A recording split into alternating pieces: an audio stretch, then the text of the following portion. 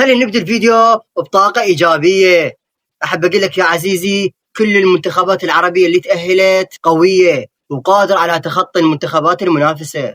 وأخيرا وصلنا إلى مرحلة ما بيها شقة ولا بيها ضحك، مرحلة ربع النهائي، يعني 90 دقيقة بدون راحة نهائيا، وممكن توصل إلى أشواط إضافية أو ركلات الترجيح وحبس أنفاس. وبدون ما أطول عليكم الموضوع أكثر، ندخل بالتوقعات. قبل لايكاتكم ومتابعاتكم الحلوة، وتعالوا نسولف عن المنتخبات شوية. أول مواجهة عندنا المنتخب المغرب والمنتخب الكاميرون، يعني القوة الكاميرونية والتنظيم المغربي. والمواجهة الثانية نيجيريا والجزائر، يعني القوة البدنية والعرضيات الخرافية النيجيرية أمام التكتيك الجزائري. والمواجهة الثالثة يا عزيزي منتخب مصر أمام منتخب كوتيفوار، يعني الخبرة الإفريقية المصرية أمام سرعة كوتيفوار. تعالوا نحكي عن المباراة ونحللها وحدة وحدة. لكن قبل لا نبدي، أحب أقول لك يا عزيزي ألف مبروك لمنتخب السنغال، تأهلها إلى نصف النهائي. ليش محمد؟ منتخب السنغال راح تواجه منتخب مالي وراح تفوز وهي مرتاحة. بعد مباراة السنغال راح تبدأ مباراة المغرب والكاميرون. منتخب الكاميروني ما عنده اسلوب لعب ثابت، بداية المباراة يقدم لك ضغط عالي وحماس، اما بنصف المباراة راح يفقد التركيز مالتهم، وبنهاية المباراة يرجع لهم الحماس والعرضيات والمحاولات الهجومية. المنتخب الكاميروني اهداف عبارة عن اخطاء وكرات ثابتة، يعني لا تكتيك ولا تمريرات بها فكرة مثلا.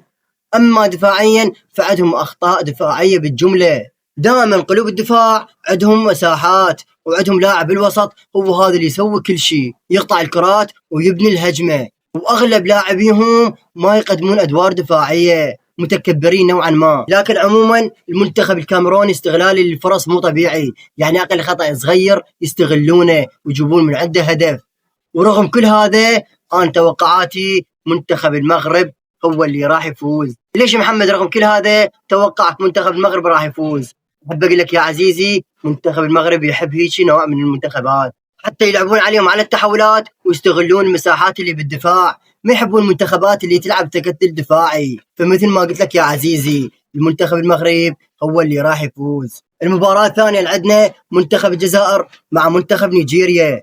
منتخب نيجيريا منتخب قوي هجوميا، أقوى هجوم بالبطولة، مسجل تقريبا 12 هدف، واقوى اللاعبين عندهم فيكتور اوسيمين ولقمان. لقمان عنده 7 مساهمات، صنع 4 وسجل 3، ولقمان عنده 3 أهداف فقط.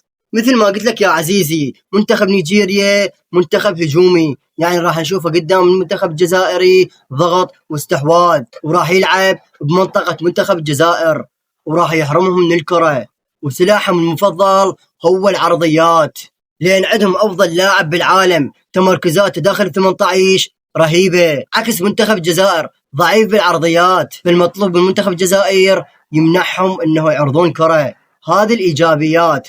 أما السلبيات لاعبيهم ما يقدمون أدوار دفاعية، الدفاع ضعيف جدا وبسهولة يخترقونه، وضيف عليهم الحارس أيضا ضعيف جدا. المطلوب من المنتخب الجزائري الخروج بالكرة بشكل ممتاز، ويكون عنده طريقة شلون يتخلص من الضغط النيجيري. وأتمنى ما يلعبون الكرات الطويلة لأن لاعبيهم كلهم طوال. أما عن توقعي فمنتخب الجزائر راح يعدي منتخب نيجيريا وراح نشوفه بنصف النهائي. وهسه نجي للمباراة الثالثة، منتخب مصر مع منتخب كوتيفوار. منتخب كوتيفوار منتخب منظم وأسلوب لعبة ثابت، يعني لعب 4 مباريات نفس اللعب، نفس التكتيك، نفس كل شيء، يبني الهجمة من النص، وعندهم لاعب بالجهة اليسرى لاعب ممتاز جدا. بالمباراة اللي فاتت سوى 6 مراوغات ناجحة، ماكو أي لاعب غيره سواها بالبطولة. والأجنحة اللي عندهم كارثة، سريعين بشكل مو طبيعي، ولكن يلعبون بدفاع متقدم وبطيء جدا، وأسلوب لعبه مثل ما قلت لكم منظم، وتمريرات من العمق وكسر خطوط. وراح تكون مواجهة كل صعبة